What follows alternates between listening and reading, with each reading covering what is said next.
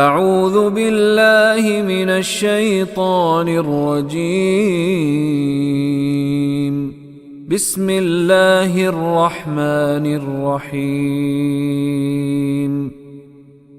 وَإِذْ قَتَلْتُمْ نَفْسًا فَادَّارَأْتُمْ فِيهَا وَاللَّهُ مُخْرِجٌ مَا كُنْتُمْ تَكْتُمُونَ۔ وَإِذْ قَتَلْتُمْ، اور جب قتلتم تم نے قتل کیا، نفساً کسی نفس کو، فَادَّارَأْتُمْ، یہ کلمہ ہے ادرعا یدرعو۔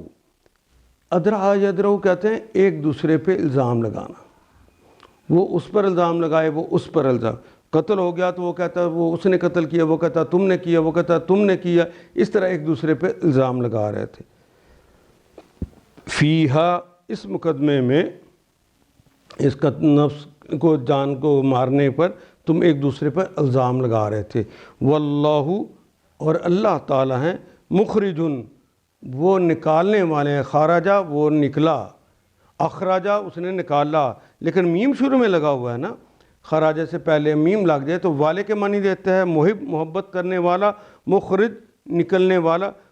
واللہ مخرجن، اللہ نکالنے والے ہیں، اخراجہ یخرج، وہ اللہ نکالنے والے ہیں، ما کنتم، ما جو، کنتم جو تھے، تم، تکتمون، ما یہاں موصولہ ہے جو کے معنی میں، کنتم، کن کا مطلب ہونا، تم کا مطلب تو اردو کا کلمہ تم ہے، تکتمون جس کو تم چھپاتے تھے،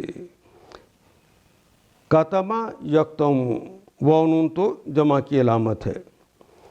اور تمہیں یاد ہے وہ واقعہ جب تم نے ایک شخص کی جان لے لی تھی، ایک شخص کو قتل کر دیا تھا، پھر اس کے بارے میں جھگڑنے اور ایک دوسرے پہ قتل کا الزام تھوپنے لگ گئے۔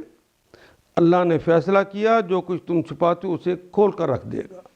ان آیات کو ایک دفعہ پھر تلاوت خود کیجیے، عربی و مبین پڑھتے ہوئے دیکھیے، کیا بات پوری اندر اتر رہی ہے؟ کیا یہ اردو کے سانچے میں ڈھلتی گئی ہیں عبارتیں؟ اگر بات سمجھ آنی شروع ہو گئی تو الحمدللہ یہی ہمارا ہدف ہے، اور یہ ہدف پورا ہو گیا۔ اللہ میرا اور آپ کا حامی و ناصر۔ الف لام